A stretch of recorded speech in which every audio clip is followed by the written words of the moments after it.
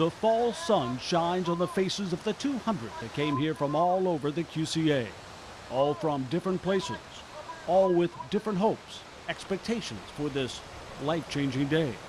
The gold worn by the guest, the blue by their guardians for the day. Some are family, many are strangers, and most on this flight are Vietnam veterans. He had killed in '68. John came here to help 2 Korean War veterans, but paused first to find a friend. I grew up in Moline, and there was a kid named Mike Warren, and he got killed in '68. So I came to see, his name on a wall. And with the help of new friends who joined in the search, he found what he came for and left with much more. Hey guys, pretend like you're having fun. Yeah! The lone Vietnam vet wearing the gold. Dennis came here now before his illness can take him away. I'll never forget it. It's an honor to be on the honor flight. It really is. The Paulies came here only because grandson Joe said he would go. I'm glad that I decided to go, and it's something I'll remember the rest of my life. I don't know how long I got yet, but I'll still remember it. And Joe, who served in Iraq and Afghanistan and is still serving now, got something unexpected of his own. They won't know each other, and they'll walk up or wheel right up to one of them and shake hands, and they'll just start sharing stories. So it's just like they're back together again. And you truly see it from the beginning to the end here, where they're brothers in arms. And I took his wedding pictures years ago, about 50 years ago. 1958. Wyman and Rooney came here as lifelong friends. We didn't join up together. We were about 2 weeks apart.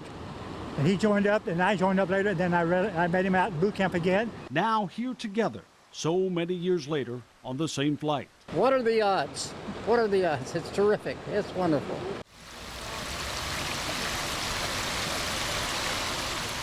Eugene came searching for answers. What was this all for? At first I was amazed, and then as I continues to look at it and began to get a feeling that since I knew what some of it was like, I began to get the feeling that it was all for a purpose. What happened and all of this is for real, and freedom is really something.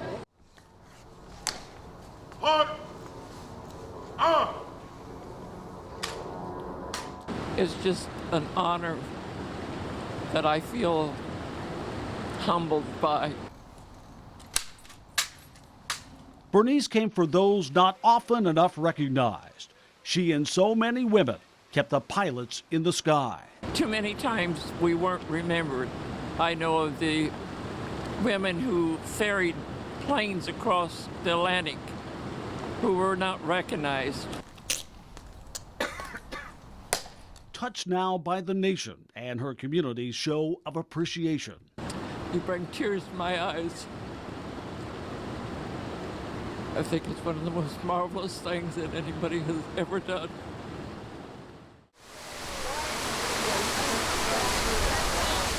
And as the soothing sounds of these waters and the images of these walls fade away, and the stories both told and untold sink in, these 200 go home as one family, one honor flight family. Our country is free because of you.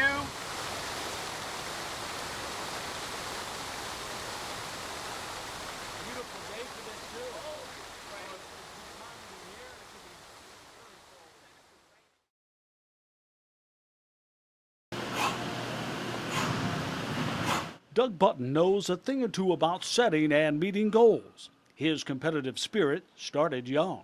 My family and I used to do runs as I was growing up. Running became a passion, even if he didn't always cross the finish line first. I did, yeah. Sometimes it was just the finisher medal, but yeah, I did. I did track and field and cross country growing up. As an adult, running would mean even more. A chance not just to compete, but to get to know himself. It's a time to think, it's a time when nothing else really matters. I guess you can just kind of lose yourself in thought. There was also another family tradition, a legacy of service. My whole family's been in the military, my mother, my dad, my brother. But it was that service that would test him far beyond any race or morning run. 2007, as part of an air assault team in a Black Hawk helicopter south of Baghdad, Iraq. Life would change. My helicopter got shot down, and one of the bullets made it through and went underneath my vest and got lodged behind my spines. When the bird was going down, I knew I was bleeding pretty badly, but that's really all. At that time, I didn't realize the extent of it. His team was rescued, hospitalized, where for a short time, Doug wondered if he would ever run again. Would he ever even walk again? A new goal was set. From not being able to walk to crutches, and crutches to physical therapy, all types of physical therapy. And from there, you start doing your walk runs and then your low runs and just work your way up. And now, this. He is running again. I feel lucky, yeah, for sure. So it's I'm one of the few that was able to take an injury like that, and I just pure luck that I was able to come back and do the things I love. Training for a chance to run for and with other wounded warriors in the Freedom Run. On a mission to be there for his brothers, his extended family, as they refuse to let someone else sideline them from the things they love in life. Never quit. Just never quit. And if you have a goal, just set a goal and make sure that it's a goal that you think is attainable, and just don't let anything hold you back. Reach that goal. And in this race, participation is its own victory.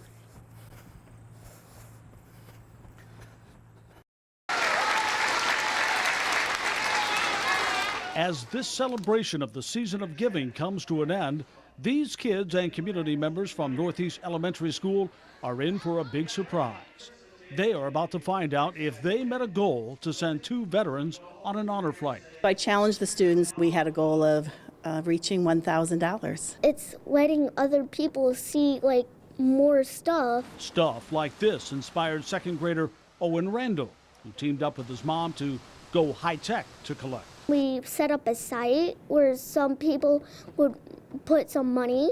So we got 10 and we had $81 at first, and then my mom and my dad and my aunt pitched in the rest for 100. So how did it feel for you when you got to that 100? I got really happy about it. He earned what's called a brag tag. They're like little dog tags. You earn them because you're doing the right thing. 5th grader Elliot Beck earned a tag too. The people who serve our country, I think we should give a lot more back. And he did just that, working with his family to set up honor flight donation cans all around town and even out of town at family gatherings. I raised $503 and I felt awesome. $603 between the two. Now the rest of the school eagerly waits to see if they too have done enough to earn a brag tag of their own. They need $397 more. And now comes the moment of truth.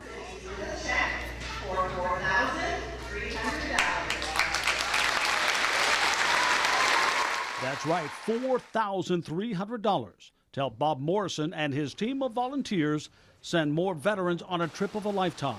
To realize that it's the younger generation that appreciates what they did and actually supports what they're doing now, the current veterans, it just means a lot. Proof that character counts, and at this school, it added up in a hurry. We had some wonderful large donations, but the fact that the children brought in their change and their small donations all added up to the wonderful amount that we were able to give. Well-deserved brag tags all around.